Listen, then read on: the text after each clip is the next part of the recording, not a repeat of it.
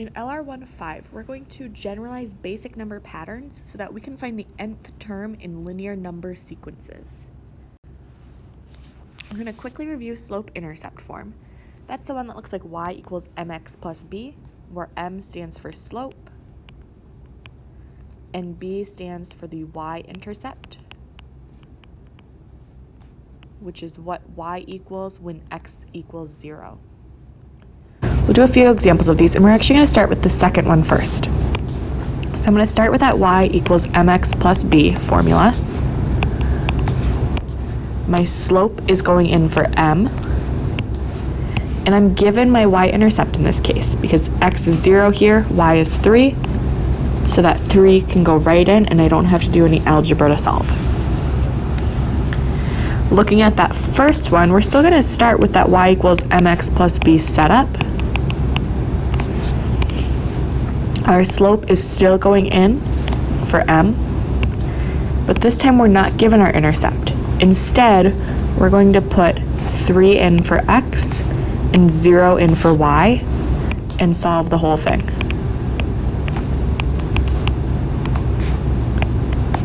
So I get 0 equals 21 plus b, which means negative 21 equals b. Then I can come back up here, take the b out, and put in negative 21, and I get y equals 7x minus 21 for my linear equation. On the third one, same idea. Start with y equals mx plus 0, or plus b rather. Fill in your slope, and then we're going to use that point to solve for b. So 2/7 will go in where x is, 3 will go in where y is, and everything else will come straight down. And now I'm just solving for b. So I get 3 equals 2 plus b, or 1 equals b. That goes in up here. And my final answer is y equals 7x plus 1. We're going to complete the chart. We're actually not going to graph it just because it's difficult to explain everything, but you could. So we're going to plug 0 in for n here. 4 times 0 is 0. Minus 3 is negative 3. I can do the same thing with 4. 16 minus 3 is 13. But I might notice a pattern that, hey, I'm just adding 4 each time. So sometimes it's faster to just add 4. Notice my slope is 4. If I were to write it as function notation, I would do f of n in place of y, and then the exact function rule using n where we used to use x. Notice our value of m, that slope, showed up as our constant difference. It's important that you know that your constant first difference is the same as slope.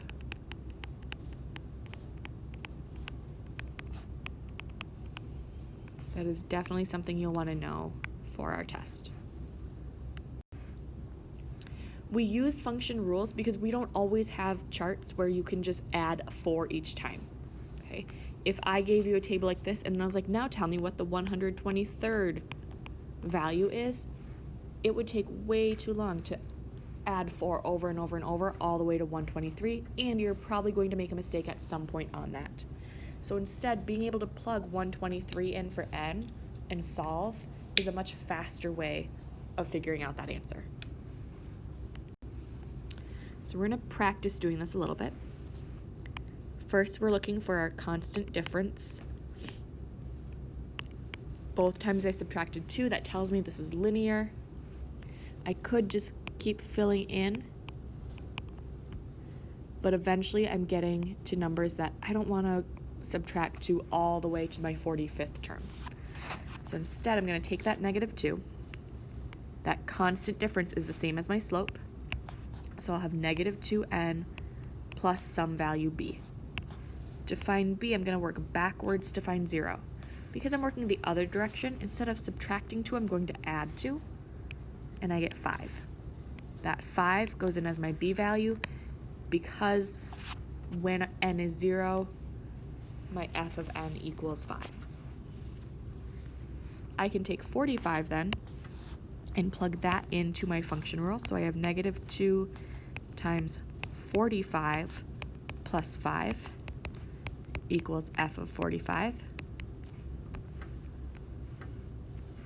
Negative 2 times 45 is negative 90 plus 5, I'm at negative 85.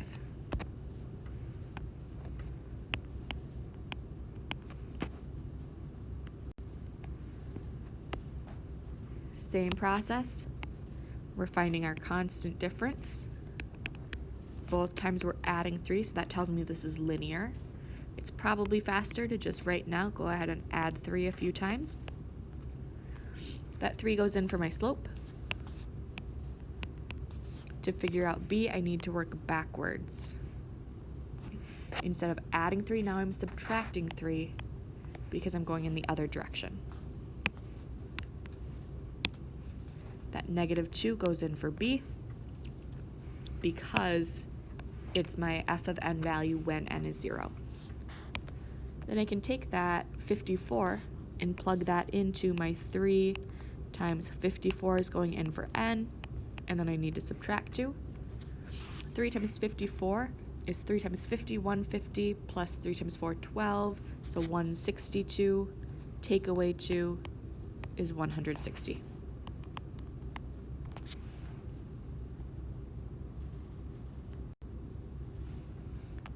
Sometimes you'll see your charts like this, with all your numbers first, then the function rule, then whichever one you're looking for. That is okay. You solve it the exact same way, nothing changes. It's just a different textbook company. This time my constant first difference is adding 1. So it's probably easier to just fill that table in so far. Since my slope is 1, I'm just going to write n, because writing 1n is kind of tedious and unnecessary. To find that b value, I'm working backwards to 0. Since I'm going backwards now, I'm subtracting 1 instead of adding, and I get negative 5. That negative 5 goes in as my b value, and then I'm plugging 100 in for n and solving. 100 take away 5 is 95. Sometimes we get charts that don't start close enough to 0 for it to be practical to work backwards. In this one, you probably could, but we're going to practice the skill because in the next one, it's not practical, and on your test, it won't be practical to work all the way backwards. So instead, we're going to choose a pair.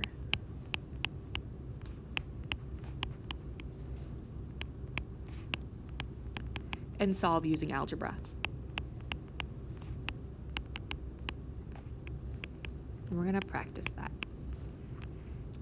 So I'm still starting by finding my constant first difference. In this case, I'm going down by negative 5.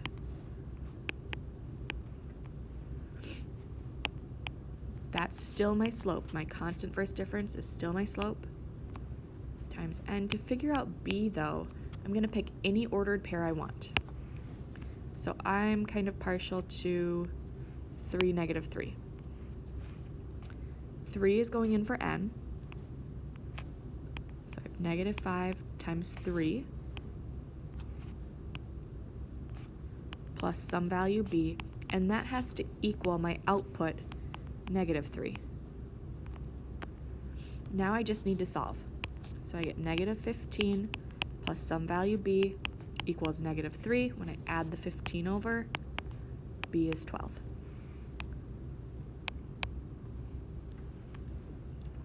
Now I can take 50, plug it in for n. 5 times 5 is 25. I'm tacking on a 0 to represent the tens place that we moved over, and that is negative. I need to add 12 to that. Adding 10 gets me to negative 240. Adding 2 more gets me to negative 238. Same process. Again, we're going to plug in an ordered pair.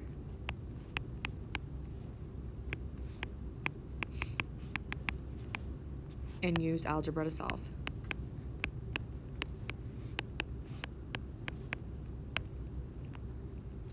So we're still starting by finding that constant first difference, which will represent our slope. In this case, we're adding 5 each time. So I have 5 times n plus b. To figure out b, pick your favorite ordered pair. I'm going to go with 30 and 36. 30 goes in for n. The 5 will drop down, the plus b will drop down. That has to work out to equal 36. Now I'm just solving. 5 times 30 is 150, plus some value b is 36. When I subtract, b is negative 114. So I can take this out, put negative 114 in. And now when I plug 500 in for n, 5 times 5 is still 25, and I'm adding 2 more zeros. Since we scooted that decimal place over, we need to scoot it back when we multiply by tens and hundreds. When I subtract 100, I'm at 2400. When I subtract 10 more, I'm at 2390. Subtracting 4 more off of that, I'm at 2386. If you're still struggling with some of these concepts, there's a link here to a different video that explains the same ideas. Otherwise, you're welcome to rewatch this one.